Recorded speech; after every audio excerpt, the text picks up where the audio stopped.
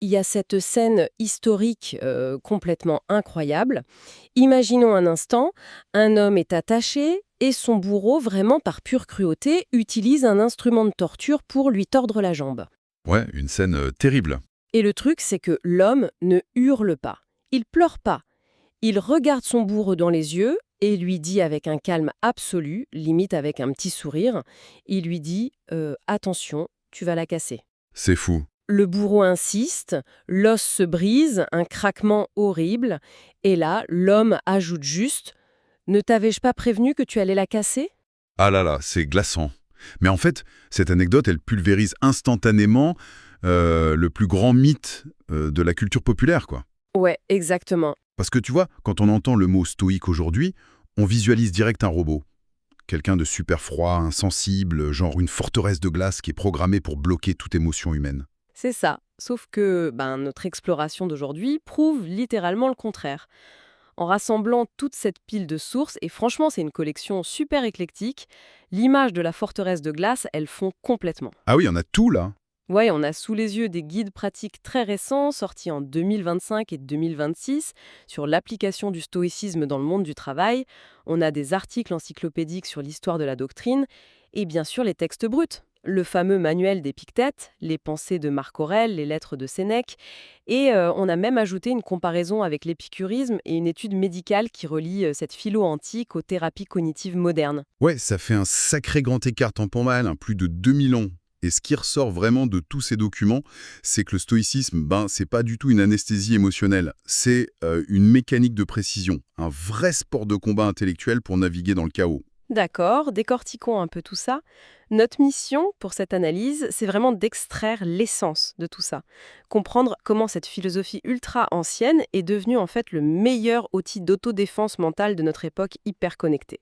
Et surtout, sans assommer l'esprit de ceux qui écoutent avec du jargon. Mais pour comprendre le mode d'emploi, il faut d'abord regarder d'où ça vient. Ouais, le contexte, c'est super important. Ça explique tout son ADN. Faut s'imaginer à Athènes, vers 300 avant Jésus-Christ. Il y a ce marchand, Zélon de Kition, qui perd absolument tout dans un naufrage. Ah ouais, la ruine totale. Voilà, ruiné, il se tourne vers la philosophie et il finit par fonder sa propre école. Mais il fait un choix hyper radical pour l'époque. Les autres penseurs, ils avaient tendance à s'isoler. Ils enseignaient dans des jardins fermés, des académies privées, bien loin du peuple, quoi. Un peu dans leur tour d'ivoire. C'est ça. Zénon, lui, il s'installe en plein milieu de l'espace public. Il donne ses cours sous une galerie couverte, une colonnade, avec des fresques qu'on appelait la stoa poikilé. Le fameux portique peint. Du coup, c'est de là que vient le mot stoïcisme, la philosophie du portique. J'adore cette image, parce qu'ils enseignaient littéralement au milieu du bruit, avec les marchands qui criaient, les politiciens, les odeurs de la rue. Exactement. Et l'environnement, ça a forgé la doctrine. C'est pensé pour le monde réel, pour la rue. Zénon et ceux d'après, ils ont structuré leur pensée d'une manière super rigoureuse. Les textes montrent qu'ils divisaient ça en 3 parties, la logique, la physique et l'éthique. D'ailleurs, les textes anciens utilisent une allégorie super visuelle pour expliquer ça, c'est l'allégorie de l'œuf. Imaginons un œuf.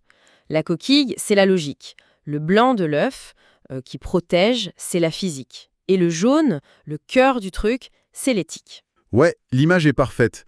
Parce que l'éthique, donc le jaune, la façon de se comporter, elle peut pas exister sans la coquille de la logique pour la protéger, ni sans la physique pour lui donner du sens. Donc la logique, en fait, c'est pas juste un truc abstrait et chiant, c'est le parfum informatique qui protège le cœur du système. Ce qui est fascinant ici, c'est que cette logique, elle s'appuie sur ce qu'ils appellent le logos. Pour eux, l'univers, c'est pas un vide chaotique. C'est traversé par un souffle matériel, le pneuma, et un espèce de feu artisan qui crée un ordre hyper rationnel. Tout ce qui arrive, c'est l'œuvre de la nature. C'est le destin, le fatum. Attends, du coup, si tout est déjà écrit par ce fameux logos, si c'est l'éternel retour, comment on fait pour agir, nous? Ça mène direct à l'éthique, ça. Grave, c'est le paradoxe apparent.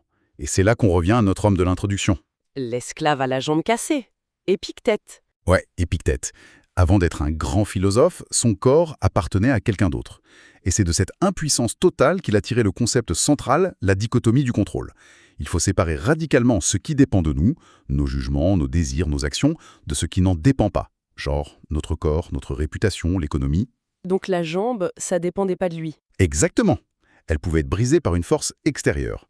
L'erreur, c'est de vouloir contrôler cette liste-là.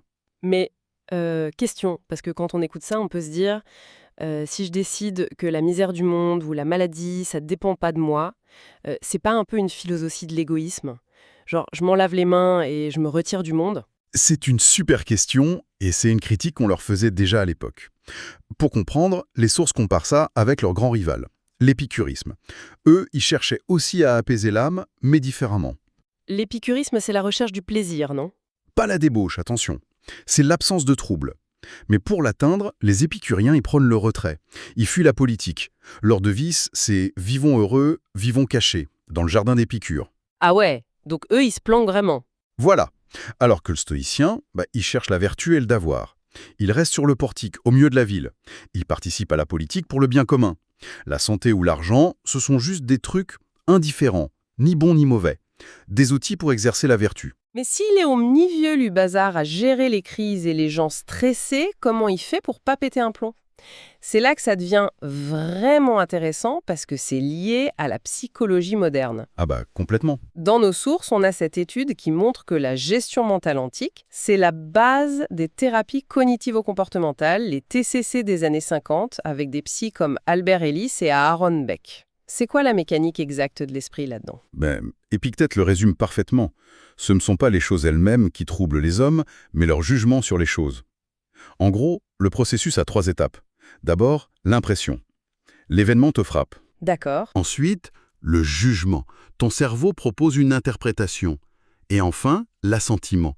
Le moment où tu dis « oui, cette interprétation est vraie ». Les émotions négatives, les passions toxiques, elles naissent là quand tu donnes ton accord à un faux jugement. Tu sais, en lisant ça, j'ai tout de suite pensé à une image moderne. L'événement, l'impression, c'est juste un email qui arrive dans la boîte. Ouais, c'est une bonne analogie. Et le jugement, c'est le titre du mail qui dit « Urgent, on a piraté votre compte, point de... ». Et l'assentiment, c'est le clic. C'est l'utilisateur qui décide si c'est un vrai message ou un spam toxique qui va infecter l'ordinateur de l'âme. Ah mais si on remet cela à la vue d'ensemble, c'est exactement ce que font les TCC aujourd'hui. C'est la deuxième vague des TCC. Pour soigner la dépression ou l'anxiété, on explique au patient que son angoisse, elle vient pas de la réalité brute, mais de sa distorsion cognitive, du fait qu'il a cliqué sur le spam. On s'auto-infecte, quoi. C'est ça.